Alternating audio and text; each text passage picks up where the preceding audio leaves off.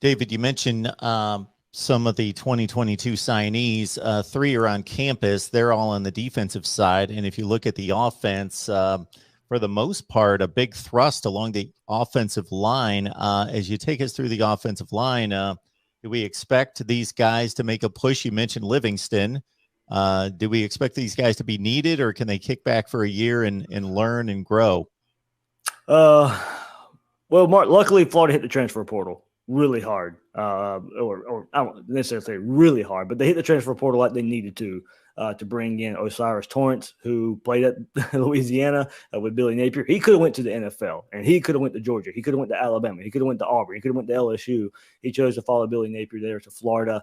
He'll be a shoe-in to come in and start right away. Some question, probably rather guard or tackle. I would say guard is where he's mostly played there, and I can't imagine you come to Florida and try and learn a new position for a new team in your quote-unquote money year of going to the NFL. I think you probably play where you're a little more comfortable, especially with the competition rising as well. But was one of the top offensive line transfers in the portal. He's able to come to Florida. As I said, he'll be one of the starting five for sure, as long as everybody stays healthy there. But good to get him in along an offensive line that has just struggled in recent years, Mark, to share the culture of Billy Napier, to know what to give the rest of the offensive linemen, let them know what to expect under Billy Napier in this offense that he's bringing with him to Louisiana or to Florida from Louisiana. Richard Garage will return at the other tackle spot there at left tackle. I'm hearing great things about him there, and the staff really likes his potential there.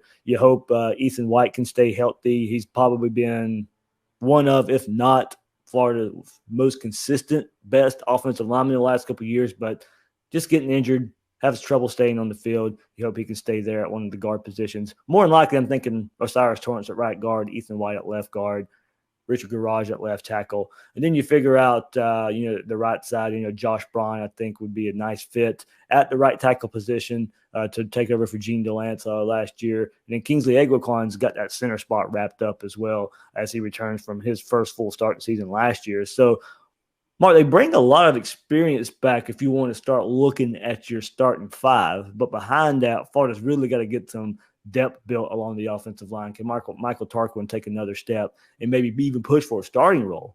He's one guy I'm kind of looking there, maybe even pushing for a starting role, but looking for more from Richard Leonard, Austin Barber, Cameron Waits, who is another transfer from Louisiana. Mark, he's only played, I think, 2-3 years of football altogether and was a freshman last year at Louisiana. Didn't play a whole lot, but then when he put his name in the transfer portal, just based off of his measurables, he is massive. And I forget the exact numbers here that I have in front of me. He's massive, big body, and 24/7 gave him a transfer rating of like 90, just based off of potential, his size potential there. So you're probably looking at more of a project there from Cameron Waits, but massive, massive size there. You hope he's able to develop like Billy Napier's been able to develop a lot of offensive linemen in the last few years at Louisiana. So you're expecting more from that transfer portal there from Cameron Waits, but young guys Florida's already had along the offensive line like Richard Leonard, Yusef McGarble, and Austin Barber.